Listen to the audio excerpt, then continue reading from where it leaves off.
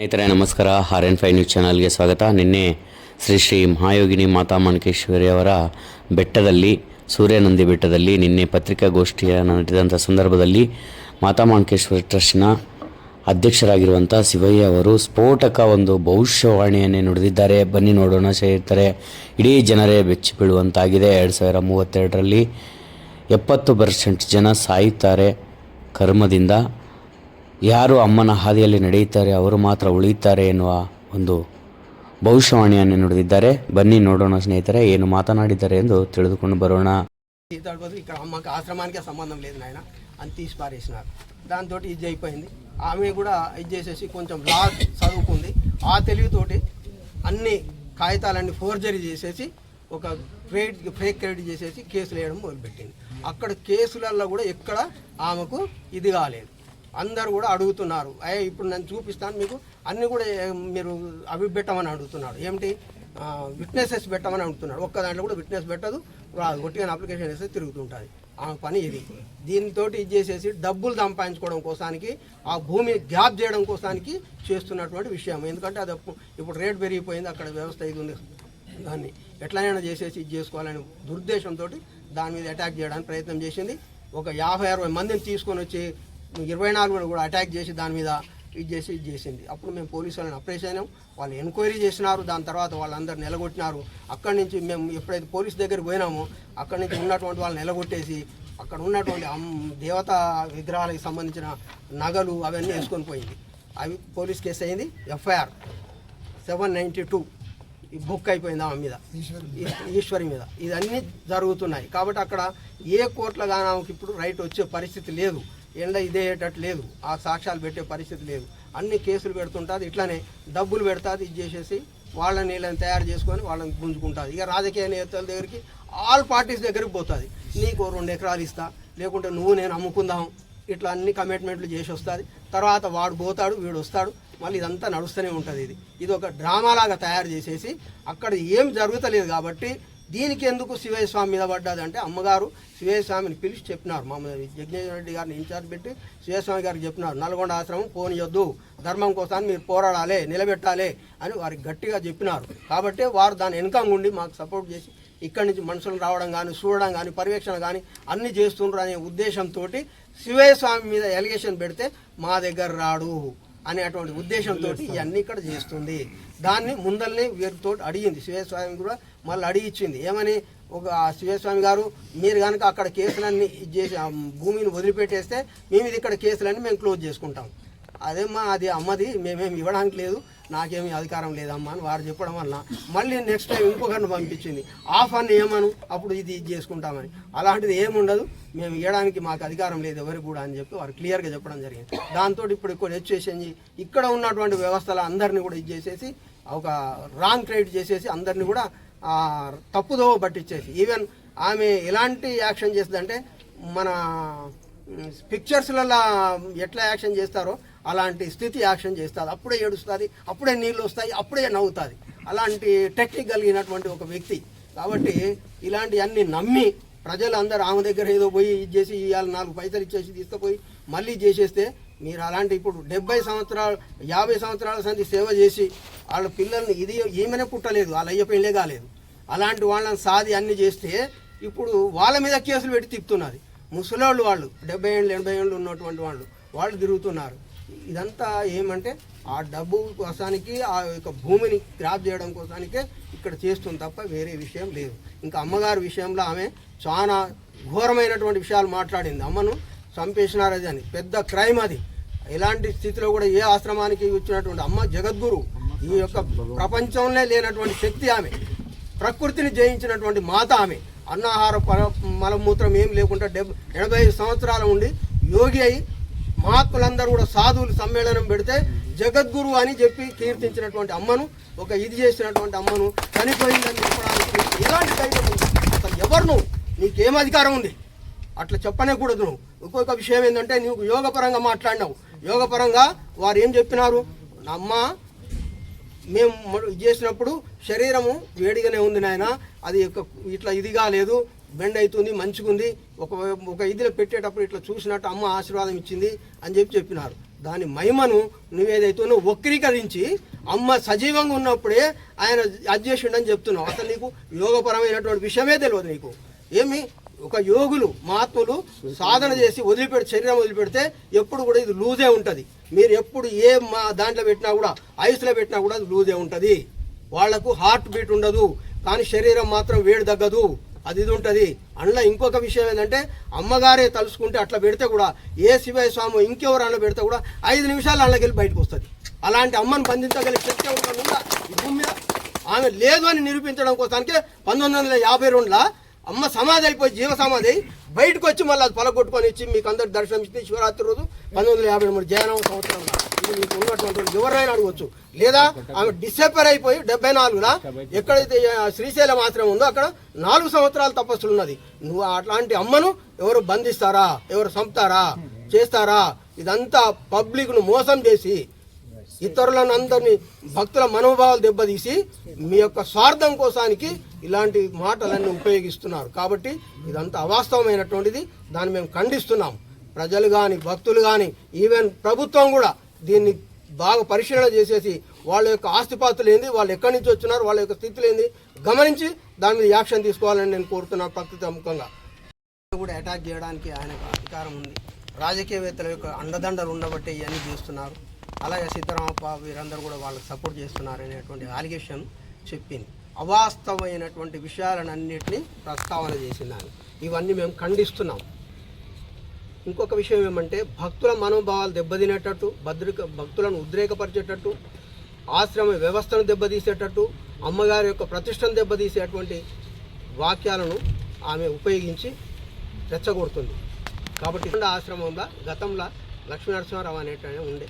దాని తర్వాత కొంత టైం అయిన తర్వాత ఆయన నేనే వీరభవంతరాయలు కలికావతారం అని డిక్లేర్ చేసుకున్నాడు. అమ్మగారి దగ్గర వచ్చి మాట్లాడితే అమ్మగారు ఇవన్నీ తీసి పక్కకు పెట్టేసేయి, అలాంటి విషయాలు ఇక్కడ మాట్లాడొద్దు, మీరు కనుక అలాంటివి కనుక చెప్పదలుచుకుంటే నా ఫోటో పెట్టుకోవద్దు, నా పేరు తీయవద్దు, నాకు పూజ చేయాలి అని చెప్పేసి ఆయనకు వార్నింగ్ ఇచ్చేసినారు. ఆ తర్వాత నల్గొండకు వెళ్ళడం జరిగింది. నల్గొండలో మళ్ళీ ఆయన ఇచ్చేసి ఇవన్నీ జరుగుతున్నప్పుడే పట్టా పాస్బుక్లలో ఉన్నటువంటి ఫోటోలు మార్పించడం కోసానికి ప్రయత్నం చేసింది. అప్పుడు భక్తులందరూ కూడా ధర్నా చేయడం కలెక్టర్ దగ్గర ఇచ్చేసినారు. మా భయాన్న గారు అని వారి కొడుకు కూడా వచ్చినారు. వాళ్ళందరూ కూడా ధర్నా చేసి ఇచ్చేసేస్తే జాయింట్ కలెక్టర్ గారు మళ్ళీ ఆ పట్టా పాస్బుక్లలో ఆయన ఫోటోలు తీసేసి అమ్మ ఫోటోలు పెట్టి ఇష్యూ చేసి ఇచ్చేసినారు. అది కోర్టులో కూడా వెళ్ళినది.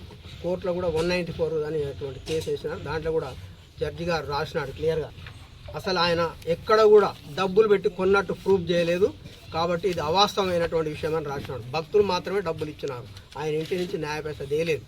ఆయనకు ఉన్నటువంటి ఆస్తిపాస్తులు ఏమి లేవు. వాస్తవికంగా ఆయనకు ఉన్నటువంటిది ఒక పాత ఇల్లు, ఇది ఉన్నటువంటి ఒక ప్లాట్. తక్కిన ఆయన భక్తులు ఇస్తే ఆయన ఇల్లు కట్టుకుంటాడు అక్కడ 10 లక్షలు ఇస్తే కూడా. ఇవన్నీ ఉన్నటువంటి విషయం. అక్కడి నుంచి ఇది చేసిన తర్వాత మళ్ళీ ఆయన ఎప్పుడైతే అమ్మ ఇది చేసిందో, ఇది కేర్ ఇది అయిపోయిందో హైదరాబాద్ షిఫ్ట్ అయిపోయాడు. అక్కడ అమ్మగారిని అంతకుముందే మేము 85లో ఆశీర్వాదం తీసుకుని మేము అడిగినాము. అందరు భక్తులు కూడా పిల్లలు అంతా అక్కడ ఇది చేసుకుంటారమ్మా, చదువుకోవడానికి వస్తున్నారు, అక్కడ కాలనీ తయారు చేసుకుంటామంటే ఆశీర్వాదం ఇచ్చినారు. దాంట్లో ఆయనకి ఇన్ఛార్జ్ పెట్టి ఆయనకి ఇది చేసేస్తే ఒక 8 ఎకరాలు మాట్లాడి ఆయనకి చెప్తే దాంట్లో 3 ఎకరాలన్నర మిగిలిసుకున్నాడు. 10 కోట్లు వెనకేసుకున్నాడు. 1-2 ఏం కాదు, భక్తులు ఇచ్చినారు, అన్నీ వేసేసుకున్నాడు. ఆ తర్వాత భక్తులకు ప్లాట్లు ఇవ్వలేదు, ఎగ్గొట్టేసినారు, ఇల్లీగల్ యొక్క యాక్టివిటీస్ మొదలుపెట్టినారు. దాంతో ఆయన జైలు పోవడం జరిగిపోయింది. ಭಕ್ತರು ಒಂದು ಮಾತಾಜಿಯವರ ದರ್ಶನ ಪಡೆದಿದ್ದಾರೆ ಮತ್ತು ಸ್ಟೇಟ್ ಗೌರ್ಮೆಂಟ್ಲಿಂದ ಗಾರ್ಡ್ ಆಫ್ ಆನರ್ ಕೂಡ ಮಾತಾಜಿಯವರ ಗೌರವಾರ್ಥವಾಗಿ ಏರ್ಪಡಿಸಲಾಗಿತ್ತು ಮತ್ತು ಎಲ್ಲ all MLAs MPs even DC ಅವರು SP ಅವರು 3 days ಇಲ್ಲೇ ಇದ್ದು ಆ ಒಂದು ಕಾರ್ಯಕ್ರಮ ಯಶಸ್ವಿ ಮಾಡಿದ್ದಾರೆ. ಅದು ಏನು ಅಲಿಗೇಷನ್ ಮಾಡಿದ್ದಾರೆ ಅದೆಲ್ಲ ಅಮ್ಮೋರು ಅಂದಾರೆ ಏನಂದಾರೆ, ಯಾರು ಆಫೀಸರ್ ಅವಲ್ಲಿ ಸೇಡಂ ತಾಲೂಕು ಹಾಕಿ ಅವರು ಆಸರ್ಗೆ ಬಿಟ್ಟು ಅಕ್ಕಿ ಕೊಡಬಾರ್ದು, ಹಂಗೆ ಮಾಡಿతే ಅವ್ರಿಗೆ ಸರಿಯಾಗಿ ಅವ್ರಿಗೆ ಒಳ್ಳೇದಾಗಲ್ಲ, ಟ್ರಾನ್ಸ್ಫರ್ ಮಾಡ್ಕೊಂಡು ಹೋಗಬೇಕು, ಇಲ್ಲಂటే ಒಂದು ಧರ್ಮಕ್ಕೆ ಸಾಥಿ ಕೊಡಬೇಕಂದಾರೆ ಅಮ್ಮರು. ನಾವು ಅದೇ ಹೇಳ್ತಾ ಇದ್ದೀನಿ ಎಲ್ಲರಿಗೂ ಆಫೀಸರ್ಸ್ಗಳು, ಧರ್ಮ ಮಾರ್ಗದಿಂದ మేమేనన్నా అధర్మ అంటే కేಳ್ರಿ, ನಾವು అధర్మ కేಳ್ರಿ మీరు, మేము అధర్మ ఏమన్నా కేಳಿ మేము ఆ కమిటీదోరు కానీ నేను కానీ యారు కానీ అధర్మ కేళితే ಸಾಥಿ ಕೊಡು, ಧರ್ಮಕ್ಕೆ ಸಾಥಿ ಕೊಡಬೇಕು. ಅದು ನಿಮ್ಮ ಧರ್ಮ, ಅದು ನಿಮಗೂ ನಿಮ್ಮ ಮಕ್ಕಳಿಗೆ ಎಲ್ಲ ಒಳ್ಳೇದಾಗ್ತದೆ. ಅದು ಒಂದು ನಾವು ಇವತ್ತು ಹೇಳೇನ ಏನು ಹೇಳಬಾರ್ದು ಅಂದ್ಕೊಂಡೀನಿ, ಸಲ మాట్లాడేబడదు అనుకోండిని. ఏదో అమ్మోరు మాట ఏమో ఎవరో ఆ మాట బయటకు వచ్చింది. ఎందుకంటే మేము ఏం రాస్తే కూడా ఏం చెప్తే కూడా అంటారు. ఇప్పుడు మా విషయమే చెప్తున్నా. అమ్మ రమ్మంటేనే వచ్చాను, నేను రానని కూడా అన్నమ్మ. నేను రానమ్మ, ఈ పిల్లలు వదిలిపెట్టేట్టు వస్తా, రిటైర్ అయిన తర్వాత వస్తా అంటుంటే నన్ను వెంటరావు అని అమ్మోళ్ళే తీసుకొచ్చారు. అటువంటి యొక్క క్రియేషన్ అయింది అక్కడ. మేము ఇక్కడికి వచ్చేదానికి అంత క్రియేషన్ అయ్యి చివరికి ఆమె పిల్లలు తీసుకొని బయటికి వెళ్ళిపోయింది. పోరాదు మీరని నేను అన్నాను. మా సుమన్ ఇంత ఉండే పట్టుకుంటే ఏమన్నా అంటే, వాడు నా తల్లి మీద మమకారాలు ఉంటాయి కదా చిన్నపిల్లలకి, అయినా మీరు పోతే కష్టాలకి వెళ్ళిపోరాదా అని అంటే వాడు చేయి దులుపుకొని వెళ్ళిపోయినారనమాట. అయితే అమ్మనే పిలిపించారు, అమ్మని అన్నీ చేస్తారు, అంత నాది అన్నారు. మా కమిటీ వాళ్ళకి కూడా అందరికీ చెప్పారు, మనం అన్నీ చూసుకోవాలని కూడా చెప్పారు అందరికీ కూడా. అమ్మాయికి కూడా పెళ్లి చేసి ఇదంతా చేశారు, అమ్మనే చేశారు. నేనేం అమ్మకి ఏది అడగలేదు, కైలాసం అనేది కూడా అడగలేదు. నేను అడగరాదు ಗುರುವಿಗೆ. ಅವ್ರ ಆಜ್ಞೆ ಎಷ್ಟೈనా ಮಾಡಲಿ కానీ ఇదేం కాదు. ఏమాత్రం తొందర సచ్చేట్ టైం వస్తుంది. అందరూ సచ్చేట్ మన మీద ఊరికనే వేస్తారు. ఏదో సనాతన ధర్మం అంట, అది శివయ్య వ్యతిరేకం అంటారు. అంటే జ్ఞాన మార్గంలో ఏం చేయడానికి గుళ్ళు గోపురాలు ಜ್ಞಾನ ಇಚ್ಚೇದನಕ ಇಂಕೇನು ಅಂటున్నాడు. ಹಂಗೆ ಅಂತಾರೆ 9 ಗಂಟೆದಾಗಿದ್ದೀನಿ ಅವತ್ತು. ఇల్లే మల్కొండు నాయన అంటుండే అమ్మ. ఇల్లే మల్కో, నువ్వు ಇಲ್ಲೇ ಮಲ್ಕೋ ನಾಯನ ಅಂటుంటే ನಮ್ಮ ಕಮಿಟಿಯವರು ಎಲ್ಲ ಪರ್ಮಿಷನ್ ತಗೋಬೇಕು. ಅವರು ರಾತ್ರಿ ಕೂಡ ಮಲ್ಕೊಂತ ಇದ್ದಾರೆ. ಅಮ್ಮಕ್ಕೆ ಏನಾಗ್ಯದ ಅವರೆಲ್ಲ ಮళ్ళీ ಏನೇನೋ ತಪ್ಪು ತಿಳ್ಕೊಂತಾರని ನಾವು 9 ವಾಪಸ್ ಬರ್ತಾಯಿದ್ನಿ. ಅವತ್ತು ಒಂದು ದಿನ ಅಮ್ಮ 9 ದಿನ ನಾ ಕೈಲಾಸ ಹೋಗ್ತೀನಿ ನಾಯನ ಅಂದಾರ. ಅಂದು ಮళ్ళీ ಮತ್ತು ಮುಂಜಾನೆ ಈಗ ಅಮ್ಮಗೆ ಗೊತ್ತಿಲ್ಲ. ಅಮ್ಮ ಮಗ ಇವರು ರಾಮ್ ಸಾರ್ ಅವರು ಇವರೆಲ್ಲ ಅವಾಗ ಬಂದಿದ್ದರು. ಅವ್ರನ್ನ ಕೂಡ ನಾವು ಹೋಗಿ ಅಮ್ಮವ್ರು ಏನು ಮಾತಾಡಲ್ಲ అని ಇವ್ರನ್ನ ಕರ್ಕೊಂಡು ಬಂದಿರ ಅಷ್ಟೇ. ಎಲ್ಲರೂ ನೋಡಿದರು.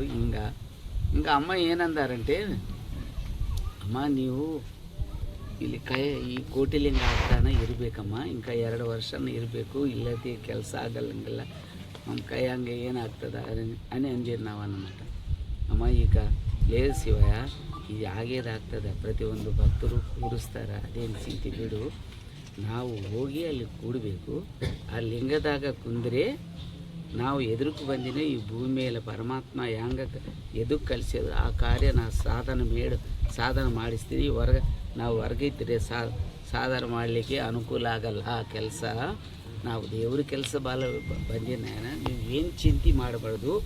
ಎಲ್ಲ ಮಾಡೋರು ಇರ್ತಾರೆ, ಗಲಾಟ ಊರೋರು ಇರ್ತಾರೆ, ಮುಸ್ಲಿಮ್ರು ಇರ್ತಾರೆ, ಎಲ್ಲರೂ ಗಲಾಟ ಮಾಡ್ಲಿಕ್ಕೆ ತಯಾರಾಗ್ತಾರೆ. ದೇವರೆಲ್ಲ ನೋಡ್ತಾರೆ, ನೀವು ಚಿಂತೆ ಬಿಡು ಅನ್ನೋ ಮೊದಲು ಹೇಳಿದ್ರೆ ಅಮ್ಮವರು. ಯಾನಗೊಂದವರು ಗಲಾಟ ಮಾಡ್ತಾರ, ಯಾನಗೊಂದಂತ ಎಲ್ಲರಲ್ಲ, ರಾಮರೆಡ್ಡಿ ಕುಟುಂಬನಿ ಏನೇನ ಇವ್ರದ್ದು ಮುಸ್ಲಿಂ ಗಲಾಟ ಆಗ್ತೆ ಕೂಡ ಇಲ್ಲಿ ಆಗಬಾರ್ದು. ಇಲ್ಲಿ ಅನ್ನ ತಮ್ಮರು ಹಂಗೆ ಇರಬೇಕ್ರಿ ನೀವು ಅಂತೆ ಹಂಗೆ ಇರ್ತೀವನ್ನ ಅಂತೂ ಎಲ್ಲ ಎಬ್ಸ್ತಾನ. ಅವ್ರು ಜಾಕಿರಿ ಹೋಗ್ಯಾನ కదా, మీటింగ్కి ಹೋಗ್ತಾನೆ కదా, మరి మాట తప్పిన ಮೇಲೆ ಅವರೇನು ಪೂಜಾರಿ? మాట ಉಳಿಸ್ಕೊಳ್ಬೇಕು, అది పూజారి ధర్మ. ಅಲ್ಲಿ ಕೂಡ ಪೂಜೆ ಮಾಡಿದೆ, పూజారేనే కదా, ಅಲ್ಲಿ కూడా దేవుడు ఇస్తాను కదా, ఏనండి ಅಲ್ಲಿ కూడా దేవుడు ఇస్తాను కదా. అమ్మ ಅಲ್ಲಿ కూడా దేవుడు ఇస్తారు, కానీ ఆ కొయ్యేది గీయేದು ಅದೆಲ್ಲ ಪಾಪ అని ಅಂತಾರಮ್ಮ. ಅದೆಲ್ಲ మీరు ಕೇಳಿ ಇತ್ತು ಅಮ್ಮದಿ. ಹಿಂಗಾದ ಏನು ಆಟ ಯಾರನ್ನ ಆಟ ನಡಂಗಿಲ್ಲ, ಎಲ್ಲ ನಾಶನೇ ಆಗ್ತಾರೆ, ಏನು ಆಗಂಗಿಲ್ಲ, ಪ್ರಜಾಪ್ರಭುತ್ವ ಇರಲ್ಲ, ಏನಿರಂಗಿಲ್ಲ, ಎಲ್ಲ ದೇವರೇ ರಾಜ್ಯಪಾಲನೆ ಮಾಡ್ತಾರೆ. ಬಸವಾದ ಸೆಲ್ಲ ಕೂಡ ಬಂದು ಧರ್ಮ ನಿಲ್ಲಿಸ್ತಾರೆ. ಇಂಥದ್ದು మీరు ಭಕ್ತಿ ಪ್ರಚಾರ ಮಾಡಿದ್ರಿ.